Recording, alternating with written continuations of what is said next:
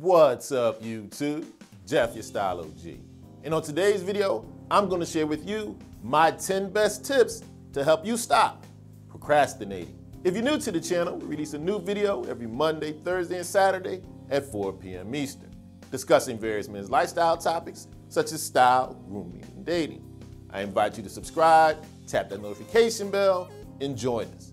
And to my returning friends like Sean Nesbitt, salute. Let me start off by telling you, procrastination has been one of my worst habits my entire adult life. So if you're struggling with it, it definitely resonates with me. My mantra has often been, why do today what you can put off to tomorrow? And there's a lot of mornings I wake up thinking about what can I put off to the next day. It's a huge problem, but I have a lot of things that I do to help me with it. And that's what I want to share with you on today's video. On today's video, I've got 10 great tips that'll help you put an end to your procrastination. So let's not procrastinate and jump into the video right away. Now, just like with any problem, the first step to changing it is first recognizing. So let me give you a few things you might be doing that indicate you're a procrastinator. Are you somebody who tends to put things off indefinitely? Are you somebody who will work on unimportant tasks to avoid the important one? Or do you easily find yourself starting something and moving off to something else so you don't have to complete it? These, among other things, are characteristics of a procrastinator. Recognize it, acknowledge it, and let's start working on it. Now, one of the best ways to start fighting procrastination, especially in today's modern world, minimize your distractions as much as possible. When you have multiple distractions, it's easy to move from one task to the other, getting nothing done. So for example, when you have important things to do, turn off the TV. Stop checking social media, don't check emails. You want to have what's called present time consciousness. That's when you're focusing and only thinking about the task at hand. This is much easier to do when you minimize distractions. Distractions allow you to procrastinate. They allow you to waste time doing unimportant things. So if you find yourself struggling with procrastination, when you have something that needs to get done, minimize distractions. Now, when it comes to having a productive day, there's a couple of schools of thought on what's tasked to do first. Some suggest do the hardest thing first, others suggest do the easiest task first. If you're a procrastinator, I want to highly recommend you do the hardest task first. Here's why. A lot of times doing easier tasks first is just a way to avoid the harder, more important one that you're procrastinating about. It's a tactic I often find myself doing, busying myself with the easier things so I can procrastinate and avoid the unimportant thing I really don't want to do. Although for a lot of people to get their day started, doing a small task and building their way up works well. I don't believe that works so well for us procrastinators. It's just a way to avoid that hard task you don't want to do. So if you procrastinate, get the hardest thing done first. The best way to have a productive, non-procrastinating day. Now, piggybacking on that last point, here's what I also think you should do if you procrastinate. Make a to-do list and write it down. Writing things down often makes it feel more real. If you just keep things in your head, they're easier to avoid. And on top of writing your to-do list down, whether it's for the day or the week, I want you to put them in order, ranked by the top priority all the way down. And once it's time to attack your to-do list, remember the last point, get the hardest task first.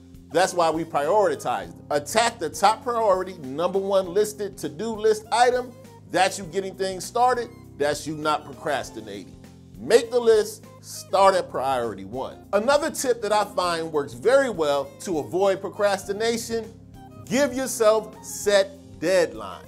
One of the easiest ways to procrastinate and put something off till tomorrow is to not give a deadline of it getting done on a specific day. That's an easy way for tomorrow to never come and you never finishing that important task. I found that if you give yourself some hard deadlines, it's definitely hard to procrastinate if you know it has to be done in a certain amount of time.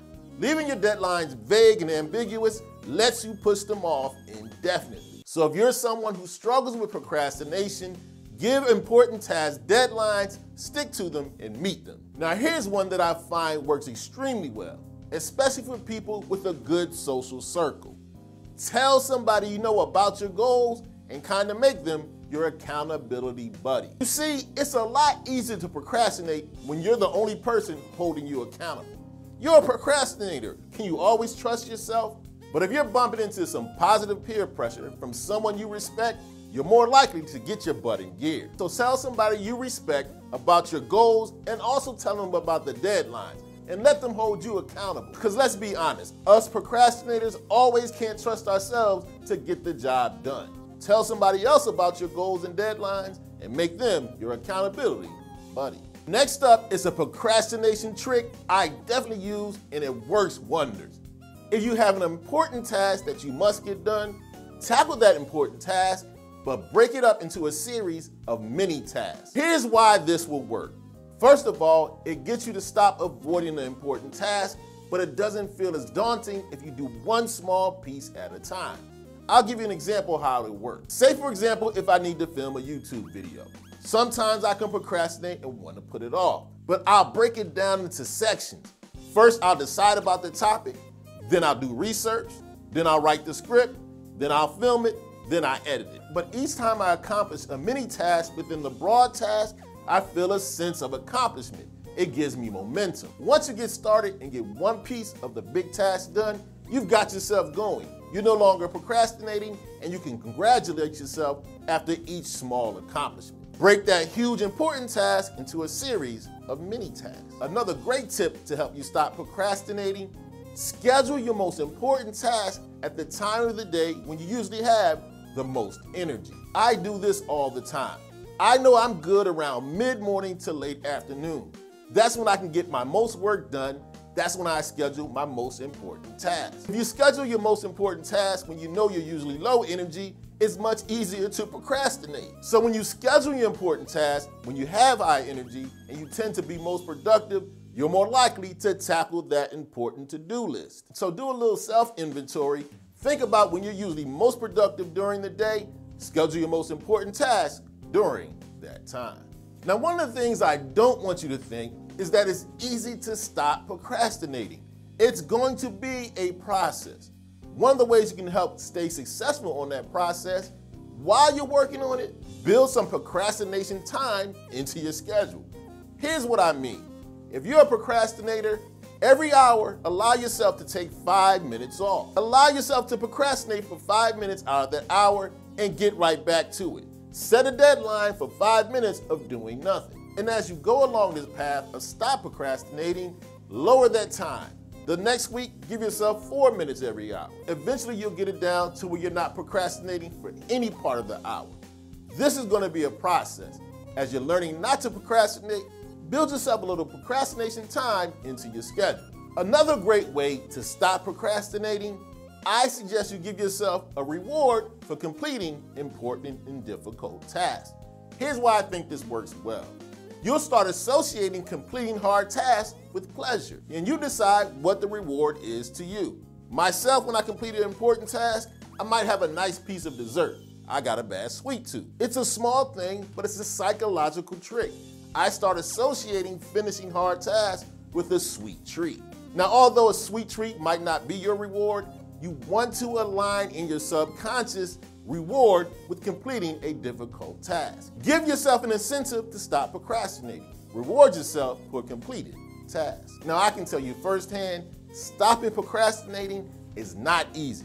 It's something I've consistently had to work on my entire adult life. But if you use several of the tips that I recommended on today's video, I think you'll be a little closer to getting things done. Now, as always, I'd love to have your input.